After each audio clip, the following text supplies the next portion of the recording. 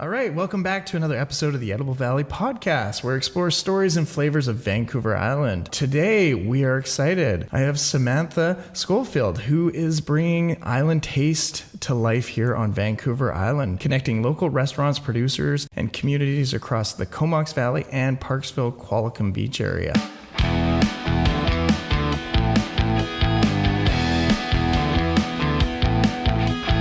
Welcome to the Edible Valley Podcast. We want to invite you as we embark on a culinary journey through the heart of Vancouver Island. From the fertile fields to the pristine waters of the Pacific Ocean, we'll explore the stories behind the food that nourishes us. Tune in to each episode as we deep dive into the flavors, the traditions, and the innovations that make this a true paradise. Now please join us as we explore our Edible Valley. Samantha, welcome. Thanks for having me. Yeah, this is super exciting. So let's start out about Island Taste Trail. What is this event that we're getting going now? So starting tomorrow from October 29th to November 16th, we're encouraging locally owned and operated businesses to highlight all their local connections and what inspires them in terms of other local makers, fishers, farmers, producers, harvesters, and how they showcase those on their menus, on their wine lists, on their cocktail lists. And the idea is really to show that restaurants are such anchors in our community. We don't just provide jobs for people in the restaurants, but we provide jobs for those people that support the restaurant. So a winemaker, a brewmaster, a farmer, a harvester, somebody who's out fishing all day long. You know, we really bring that connection of ingredients and that maker culture into our restaurants, and then we highlight those ingredients and create beautiful, inspired, exciting, tasty dishes for the community. And with local restaurants, we know that 68% of every dollar that's spent in a local restaurant that is a locally owned and operated business stays in our local community. That's incredible. Like a lot of people forget that one little thing, like how much money you bring to our community and the people in it just by supporting that local food. Well, and that's where we know a lot of people right now are worrying about where they're spending their dollars. So they just might be like, groceries are so expensive. I don't know if I can afford to go out to a restaurant this week. But when they want to make that decision to go out and support a restaurant, I want to make sure that they understand and they're excited about the idea that that dollar that they spend in the restaurant doesn't stay there. That dollar that they spend in the restaurant goes out to the farmer or to the brewmaster or to the distiller. Like it could be, or the kombucha maker, frankly. Right? It could be anybody. And so many of those incremental dollars are to boutique, artisan creators that are following a trend. Denman Island Tea Company or Tofino Kombucha, which is what I was just thinking of. Like and Phillips Soda, and Spinnaker Soda. They're creating sodas, and they were beer companies, and now they're creating sodas because a lot of us are drinking less. Mm-hmm. But they've been innovative, they're harnessing new trends, they're creating new flavors, and they're also on Vancouver Island. So the whole idea is to really get people excited about when you are spending money, making sure that you're spending it in your community and having that community impact, and then when possible, that broader Vancouver Island impact as well. Yeah, I mean, we're blessed here to have what we have, and it's so good to be able to showcase that and actually promote it and get out there. And it would be such a horrible thing that if we don't support it and put that money into it, we'll lose it, right? Like we won't have the people to do it. Well, and also people who are food entrepreneurs are inspired to bring great tastes to our community. And in the last few years, they're also providing a lot of like tasting room experiences. So it's not just that you can go to a tasting room for a brewery or a distillery. You can go to a farm gate and go and get something there. In Qualicum, you can go to Little Qualicum Cheese Works, and it's a working dairy. And you can do a tour of the dairy, and you can buy cheese that's made right there. You can bring your own bottles and get milk that's produced right there on the farm. So we want to also kind of tie in that idea that there's the opportunity to do an experience that involves food and agriculture or farming or just innovation in the food space. I know. We're going to get off of what Island Trail is here pretty soon. But let's go back a little bit to just how did this all start? How did you come up with this? For many years, have been coming over to the Comox Valley and supporting restaurant operators with different programs and education. Back in the day, I was involved in organizing the Dine Around campaign here, which takes place in the spring. People still ask about it. Hopefully it can come back. There are more people wanting that kind of program, so maybe Comox will have the campaign again. But when we were coming out of the pandemic, we were trying to see how we could support operators and how to also encourage people to go out and support restaurants. And, the theme for the last few years has been austerity for a lot of people. And also diversity, right? So what kinds of taste people are looking for is totally different. What kind of food experiences they're looking for is different. They might want takeout. They might want bake at home. They might just want to do a small bite. They might want to do more lunches because they're comfortable with what lunch costs instead of going out for dinner. Or maybe they've changed their drinking habits, so lunch is a better fit for them because they don't want to say no to the beer at dinner, right? So we realized with Island Taste, to create another food campaign, we wanted something with a lot of diversity and a lot of options for people to support restaurants, breakfast, lunch, and dinner whenever it works for them, and also at different price points. So it's everything from Honey Grove Bakery, where they're doing a pairing of one of their house-made, probably croissant, with locally roasted coffee. So you can do something small like that and you're supporting a local business. Or you can go down to Gladstone where they have a feature paired with their own house-made beers. So, or you could go high-end and you can go to Martins and Comox and they're doing a moule and a clam and mussel. Clams from the bay just down here. Fanny Bay? Not Fanny Bay, the one that's Buckley Bay. Buckley Bay, okay. Buckley Bay clams, Salt Spring Island mussels, and I think they're pairing with Beaufort wine. But if it's not Beaufort, it's 40 knots. Don't quote me. I know you're quoting me. But they're supporting, so they are supporting 3 different local vendors, and it's a higher end experience. But we have everything from that baked goods and a great locally roasted coffee. Parksville, there's a roaster called French Press Coffee Roasters. I know them well. Jeremy is a really well-renowned roaster who sells his coffee to restaurants all the way up and down. So he is an example of a business that we're supporting because he has a restaurant. He has 2 restaurants, actually. He has one in Parksville and one in Qualicum Beach. But he also has his coffees on other restaurant menus because he's so renowned for his skill as a coffee roaster. So we have that ability to kind of, for price points, for experience, for time of day, to get people into restaurants and supporting all of the creative people, particularly on your side of the restaurant where, the culinarians and the chefs who are like, okay, what can I get excited about? Like when I was talking to Marcus, he's like, we're all over local. We're all over this idea of what is from here, and so that's where his mussels and clams. Well, that's what I have to say. Like definitely for the Comox Valley, and I know Parksville follows right alongside. But we have so many great products, and so many restaurants are already doing this already. But it's just really amazing to be able to put a focus on it and put that lens on it, so that people really make that connection, right? Well, and sometimes a lot of people think of local as being the mussels and the clams, and not all restaurants can do like the high-end seafood or even, but people can buy local eggs. And they do a breakfast special with local eggs, which there's a couple restaurants in the Parksville area that are doing a breakfast combination with a local egg farmer. But on the other side, you guys have a new restaurant in downtown Courtenay, the Dina Turkish and Kurdish place. Good old mom, a great friend. Okay, so they serve Gladstone beer on their menu. So they're supporting another local business. Their lavash is made in Vancouver by a local maker, so it's not Vancouver Island, but they're doing a traditional Turkish Kurdish dish, but they're pairing it with a brewery that is, 100 feet down the road? Exactly. So we can include somebody like that, which is a really exciting taste. Or last year, Kai from Habibi's, he did a butternut squash soup with pepitas on top, pumpkin seeds. Oh, pumpkin seeds, The yeah. roasted pumpkin seeds. And then with a traditional tea, but he gets his teas blended at Stonehouse Teas in Campbell River.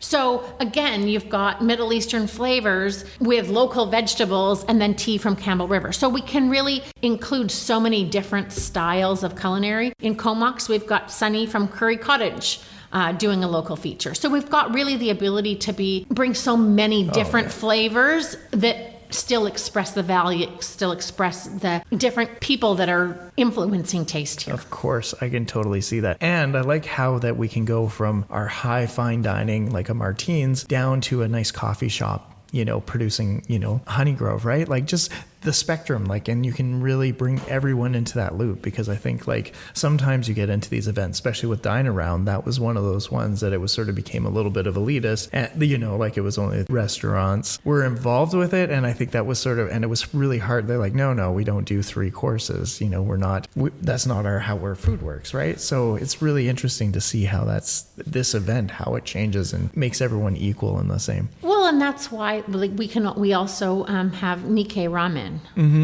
as one of our partners for this. Greg Matsuda is a leader in making his ramen noodles from scratch. He makes his bone broth from scratch. He's doing a tonkatsu ramen, so pork bone broth. But the noodles are made in-house. The tonkatsu is from a local farm. The bones and the pork are from an island producer. But they're doing so much of it right in that building. And yes, it's inspired by Japanese flavors, but the innovation of how it's being done and how it's being created is really, it's the story of Courtney, downtown Courtney, where this guy is bringing the tastes and authentic and delicious. All day today is a totally soup day. It's downpour like crazy. But that's where this has the fun element of being able to do it. On the other side of the street, so what is that, another couple hundred meters down the road, Butcher's Block is participating, and they do, a lot of great sandwiches to go. They have an incredible butchery team there. They're doing every smoked meat, sliced meat that there is, that you could possibly dream up. But they also do to-go meals for people who just want to get something and then take it at home. So we have the ability. One of my favorite sandwiches is from there, right? They do a great job there. So we have the ability to do both. Higher end, the grab and go. It's just we wanted to have it be inclusive, but also still inspiring about how many local producers and makers are really being supported through all of these different outlets, and how you can get local inspiration no matter what flavors you have on your menu. Yeah, now this is a silly question, but how have the local chefs and producers been responding to this, to be part of it? So this is, I think it's year 4 that we've done it. And this year for Comox Valley, we have 29 restaurants and coffee shops and eateries participating. And that ties for the most. So last year we had 29. So if you're one more person and you want to join, you still have till tomorrow, then we can beat last year. Right. So good response from people. Some people are trying to understand, how is this different than what they do every day? The idea isn't that it's different than what they do every day. It's actually a way to celebrate what they're really good at, and to help tell that story in a new way. So I'm from a restaurant perspective, it's not about making work. It's about recognition and about connection and about community, so that people really can see those escalating impacts. And restaurants are already doing it, but they may not be talking about it. And so we want to make sure that they are talking about it. And so we can, through this promotion, help tell that story. I can't tell you what the current number is, but last week, when I had 24 restaurants from the Comox Valley, I had 36 different suppliers that were being supported by just 24 restaurants. And those were ones where they named the specific farm to say, okay, on our menu, we are supporting these farms. And it was, for 24 restaurants, it was 36 farms and producers and makers and growers. So I can't tell you what it is today because I haven't updated my records, but I'm sure it's over 40 now. So. Yeah, and you know what? It's really easy in this community to start adding those on as you go up, right? Like, it's just like, I know myself, every restaurant I've ever worked at, it always surprised me how much local food I brought in. And that's why I came to this town, right? I came back to this town after I moved away, because I spent all my time in other communities cooking food that was coming from here. So it's just like, why not? Like, and be proud of it. Like, we are very blessed to have what we have here. So, well, and also I think that it helps us be successful if we're able to, with any kind of locally owned and operated business, that you're supporting other locally owned and operated businesses. I mean, in some cases, people are probably hiring local cleaning companies or local window washing companies or local window decorating companies. The impact of buying local isn't just the buying Canadian or just buying Vancouver Island. It's also about people who have little ideas that are being innovative, capturing a market, and then serving a community. And so when we're looking at these local businesses, we're talking specifically about that food and beverage impact.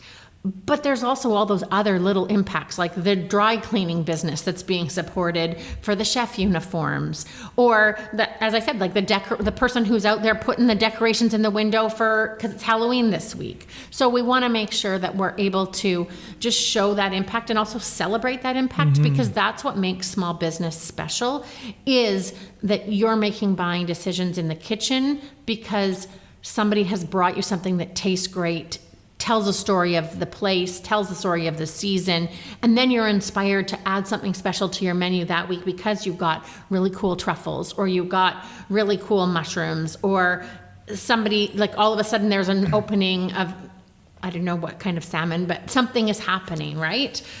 You are getting me so hungry right now. But that's the cool thing. I know, it is. In a way, what I see Island Taste Trail is taking what inspires you guys as chefs and culinarians and sharing that motivation and excitement for ingredients to our customers, and getting us to help tell that story. I love that. It's because really food's all about stories, right? And it really and it brings us all together, like, not only for the aspect of chefs and our local food, but actually being in a restaurant and being able to be around a whole bunch of people, which is something we take for granted, right? A lot of times. Well, and restaurants are the places that people get together for celebrations, for recognition, for marking of milestones, but also just a place to, you're at home and you're like, oh, I want to go meet Buddy. I haven't seen him in a while. Let's go have a coffee. Those are the kinds of things that we do in restaurants. And for many people, they got away from the habit of doing it in the pandemic because they were told over and over again, being in enclosed spaces is complicated. And now we're ready to see our friends. So let's get back out there and try to get back into the habit of getting together with one other person, and just, even if it's just going to Honey Grove and getting that croissant, getting that coffee, that's a first step. And then the next time you're more excited and you can go over to Martine's, or you can go to Blackfin. Exactly. There's so many great places. Okay, so for someone who's never experienced this, what is someone going to expect who's going out in the community to experience the Taste Trail? So every business, as of tomorrow, will have posters at the front door, so that they can look and see that the business is participating. There's 8.5 by 11 posters and 11 by 17 posters, so you should see something in the window featuring a whole bunch of different styles of cuisine. They may have a feature menu that they offer you, but there will be a poster in the door. They can follow at Van Isle Taste Trail on Instagram or Facebook, and you can see listings of businesses. You can go to islandtastetrail.ca. I think I own both of them. Islandtastetrail.ca. And then there's a tab for Parksville, Qualicum Beach, and there's a tab for Comox Valley, so they can look at the two different communities separately about where they could go. And then they can pick lists and say, okay, I want to try these different places. Each of the feature menus is on the page. So they click on the logo of the business that they're looking at visiting. They click on the logo, it pops up and it tells you what the feature is. There are a few where it still says coming soon. And some of those are in my email. So I'm hoping tonight I'll get them updated. But generally speaking, it'll say the feature, it'll say the pairing, what the two things that they're putting together. So, and it could be like a soup and a sandwich deal, or it could be a dinner with a glass of local wine, or a charcuterie board with 2 glasses of wine or 2 beers, something like that. So it could be any mix of different things. It's not prescribed as to what the person does. It just has to be about being inspired by local tastes. But the features are on the website. We're doing some on-air promotion with the Raven. I think that's a good start. That's a good start to get out there for sure. I mean, I know how busy you are, and I thank you so much for sitting down and chatting with me today, because I mean, I think this is such a great event, and I think I'm excited to be able to go in the community and try some of these places, and I may just go to them, not just because of their special. I may have something else on the menu, but I just like the idea of going out there and bringing a friend or bringing someone I haven't seen for a while, So that's the other thing is, I tell restaurateurs that when they sign up to participate, I don't think that we're necessarily telling people, oh, you have to have the feature. We just want to make sure that people know that these businesses are local champions. And here's an example of what their local support looks like. So if the particular dish doesn't appeal to you, you can go to another restaurant, or you can go support that restaurant because they're part of the campaign and get something off their regular menu. We don't want to discourage somebody from buying something off the regular menu, or adding a dessert, or adding a main course because it's an appetizer feature, or buying an entire box of croissants if that's what they want to do. What we want to do is to just show that impact and get people excited about how much of a community we have for food on the island, and how many tastes that can be truly local tastes when they go out. Wow. Well, you've definitely inspired me to go out and do that for sure, even though you're kind of preaching to the choir here. So I won't keep you much longer, but I did have a question, because I know we're just starting this campaign, so we're starting in 2 days. Is that correct? Yeah. But is there a future for this trail? Because it sounds like it's going really well. We've got lots of restaurants. Is this going to keep going for years and years? Well, we hope so. I mean, the nice thing is that it's a low barrier to entry for operators. It has a big elevator impact of being able to include other supporting businesses. A couple of the social media posts that I'm planning right now are sort of like a trip. Like, could you go to Little Qualicum Cheese Works for the tour of the dairy? Could you then go for a coffee at French Press, and then go for a dinner at the Beach Club Resort restaurant? So kind of come up with some things that somebody could do as a little itinerary of things that they could combine into an activity. So I'll be doing a little bit of that this year. So we're hoping that it'll just continue to inspire people to tell those local food stories, those local drink stories, and hopefully Island Taste Trail can be part of that going forward. I love how you say that, because that is one of my favorite things to do when I go into a new town that I barely know. And I go out for dinner, and I'll go into the first restaurant I find, and I'll sit down there and I'll order an appetizer and a beverage, and then I'll ask my server, I'll be like, where would you go next? And they always have a favorite restaurant, and then I'll do that. I'll go to the next place and I'll just grab a little appetizer there and another beverage, and then do the exact same and just repeat that and do that to 4 or 5 places. And it usually turns out to an amazing adventure, and you get to experience so much amazing food, and it's not as pricey, like as if you're just to sit in a place and have like this big 12-course meal, Yeah. And we want to acknowledge that everybody's tastes and everybody's interests are different. So if you can start with something little and it gets you excited, and then you see, okay, well, I went to the first stop and I tried this person's offering, like 40 Knots Winery. Mm-hmm. You can go there doing a fondue night. So you can go and do their cheese fondue. Or you can go out to Beaufort Wines and they're doing a cheese plate with La Liberté, is it called? It's a new cheese place just in downtown Courtenay here. So they've got some cheese boxes that you can get, and you can do it to go, or you can taste there. So that's more of an experience than it is a true dining experience, but it's a taste experience. Mm-hmm. So we've able to include a few of those, and hopefully over time we'll be able to include more of those kind of tasting room experiences. Perfect. Because that's a different audience, and and you can also sort of like learn about where the cheese is made or things like that, how the wine is made, which wineries here are actually growing their own grapes, which lots of them are, and not everybody knows that. It's surprising how many are, and we're hoping that just some of those little stories come out and get people excited, and when they try one restaurant, they think about trying another one.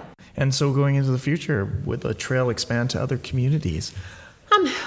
So we have to have partners to help us put it together. So it would be nice to go into other communities and be able to showcase what other people are doing. The hard thing is that lots of these things, we need to have those anchor sponsors and anchor partners to have some visibility in the different communities and make sure that the restaurants believe in the initiative. And so we will continue to work on that. I know you and I were talking, maybe a place that we could target in the future would be Port Alberni. Of course. Because they have a emerging food scene. They have a lot of restaurants, and maybe they don't have a dine around campaign. So that would be another place where something like this, which has that flexibility, would be a really good fit. So there's lots of opportunity. We just have to figure out how to do the logistics on the back end to make it possible.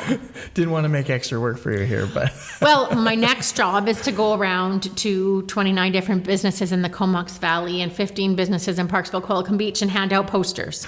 So the other thing is that maybe at some point it'll be big enough that there'll be more people than just me running around in the background. But right now it's me running around in the background, and I'm excited to do it, and I'm excited to support all the people that are inspired to share great food with other people. Well, and I want to thank you for actually making the effort and actually pushing our communities to get involved in this and what you're doing in showcasing our local products and our local chefs and the food here, because I think that's something we forget to do a lot of times, and we take it for granted that we live in such a great place with great food and great people. So yeah,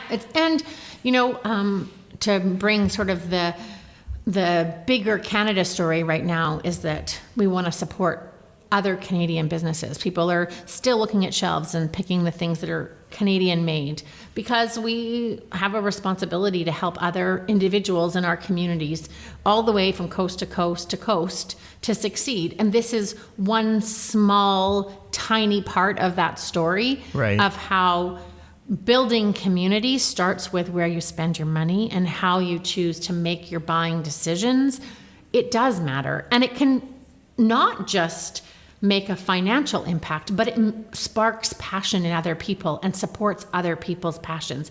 And the part I like is the passion part. I'm super excited about getting that guy in Tofino making even cooler flavors of kombucha, or making sure that Jeremy at French Press is winning more awards for his awesome roasted coffee, or the people at Rodo's, their coffee art is epic. How do we get those people jived up about going to work every day? That's the part I love, is making sure people love their work. And when we go into their businesses, they're thriving because we're supporting them. That's amazing. Well, thank you. I'm not going to hold you anymore because I think we've gone a bit over the time, but I would like to thank you so much for sitting down with me. It's been a pure pleasure. And I'd also like to thank the Comox Valley Experience here for letting us use their boardroom. Yeah, it's great. It's a great space. I actually gave a talk here a few years ago, I think, on local dining and restaurant hiring trends. Oh, that's amazing. Yeah. So thank you very much for having me. All right. And so, I just want to put a little challenge out there, everyone in the Comox Valley and listeners of the Edible Valley podcast, to go out and check out your island taste trail, and really get to experience the food of your own community. All right. Thanks for listening.